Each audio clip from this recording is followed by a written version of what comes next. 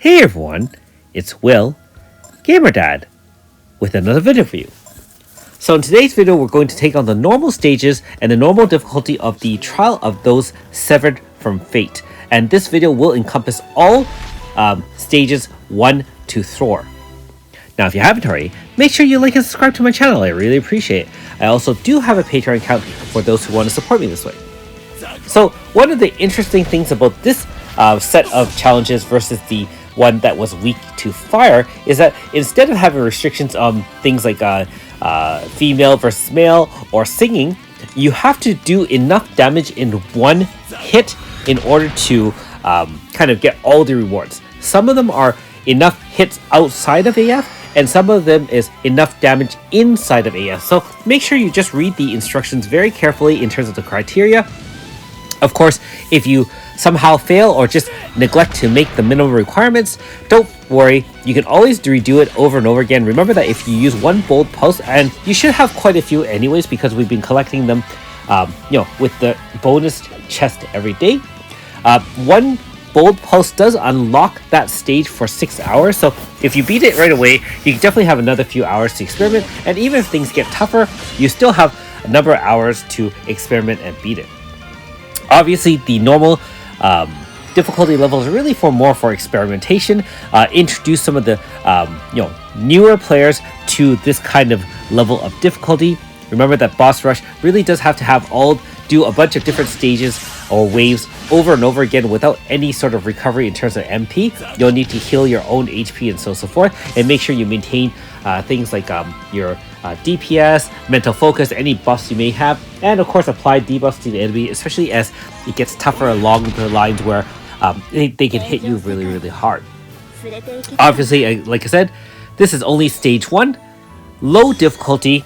You do get some chrono stones, and of course all of them are the same. Don't die.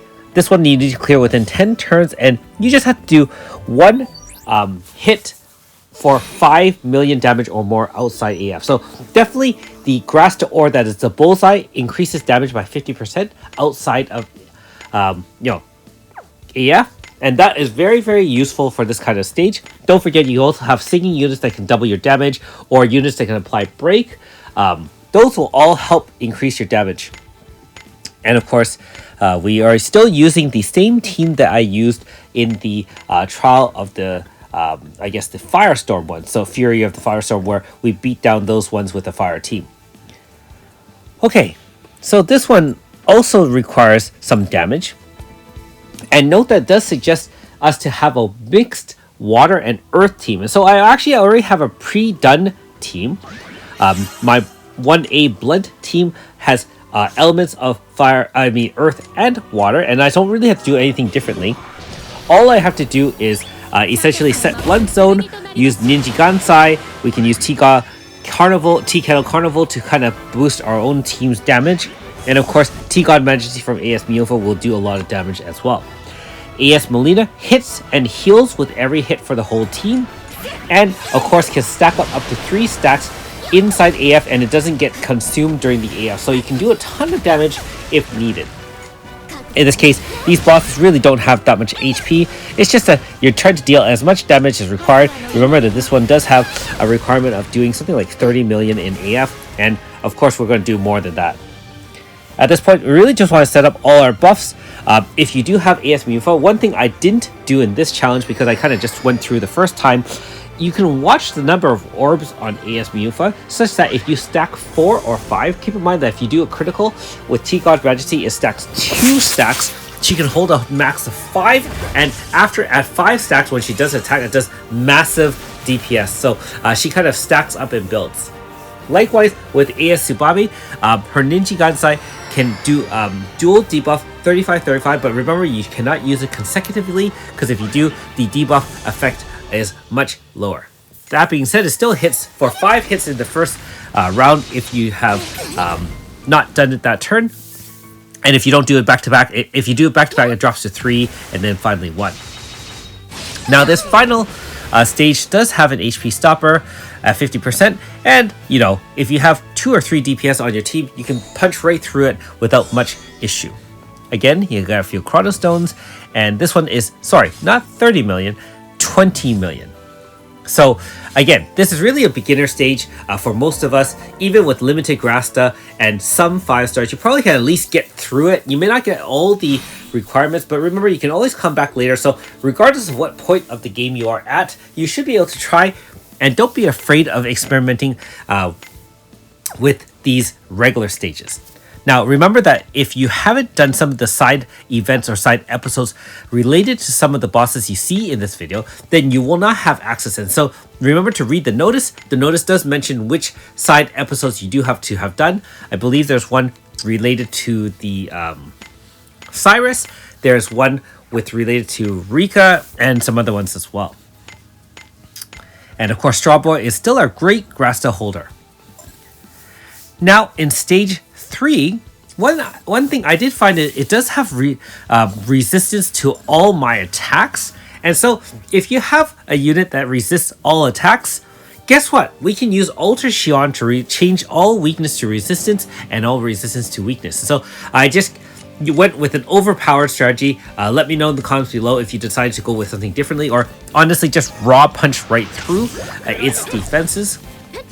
Keep in mind that with each wave, killing the Deus Ex has it fade. However, you do have to kill the minion as well as Deus Ex if you want to proceed with each of its kind of waves, so to speak. So basically, it's got 1/3 life with each wave, and you have to kill the minion as well. So that's one thing I learned while doing this fight. If you have strong AoEs, you can probably wipe out both in one go.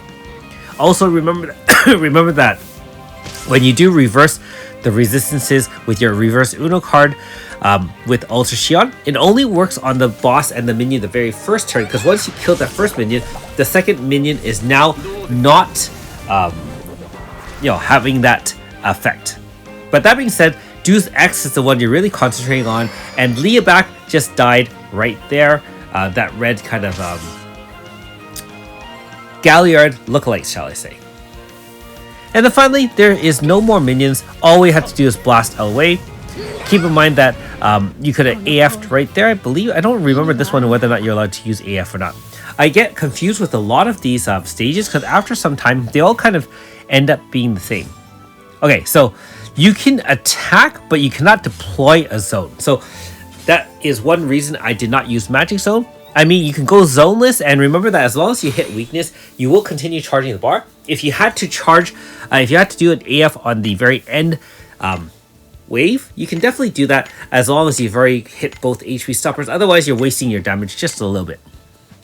And of course, this is really the brain rot team, I call it, where you're bringing super powered magic team. I mean, it's not the one team to rule them all, but it certainly is pretty close. You got AS Chio, obviously setting pain poison plus mental focus with Harai Jewel. You have Eva and Flam just playing off each other, doing tons of damage. And of course, Xion can either set Magic Zone or just Uno reverse and change weakness and resistance. Don't forget his zone setting move also applies break as well. And finally, in the final stage, stage 4, of course, we're taking on some of the harder bosses from each of the earlier stages, and each one is now a wave on its own. It is relatively straightforward. Again, this specific one is you do have to do enough damage in one AF. I actually had to redo this the second time because I didn't read the instructions carefully, which is why I warned you ahead of time to do that. I mean, it's not too difficult in that you can do it again and again. However, it was just annoying that I didn't get all the requirements in one go. Now, that being said, I would advise that if you have high DPS like this team, you probably didn't have to AF this Shadow Witch right off the bat, because the Shadow Witch obviously has an HP stopper, in which case you're kind of wasting a turn. If you're looking for low turn clears, you could just one shot through that one HP stopper and then move on, and then AF on one of the later stages. Okay, so Commander Annabelle, I do like that the first night side episode. See, she does have an HP stopper as well. And of course, no problem. So like I said before in earlier on, if you're able to punch right through, then you have only one kind of turn. All 4 units will probably do more than enough damage. Now, one thing about this particular one, if you aren't able to apply power down, and I am using occasional power down Grasta ore, once you hit the, if you can't kill it, you will take attack right there, and that one, if unmitigated without any physical shields or power down, can wipe your team. And of course, remember that one of the requirements is not to lose any units in any of these boss fights. Otherwise, you don't get full marks. And finally, at this point, we just blasting away with Icicle Arch. We can Uno reverse card. Keep in mind that if you're using units like Eva and Flam, as the turn count adds up, Eva now loses her Lunatic. Even with items such as the Power of Benefic Grasta Ore, it increases her turn length of Lunatic from 3 turns to 5 turns, but in this case I took more than 5 turns, unfortunately, and so that was the unfortunate part. But that being said, you only have to do 30 million in 1 AF, and that is really it. Okay, so you could get an award, of course, for finishing all 4 stages, and you do get some extra items and a chance script. So you can take a look at the loadout. The Power of Benefic is right there. And note that because Eva is the one that does the most hits, I put the power down occasional power down ore on her. Thanks for watching. We'll see you next time.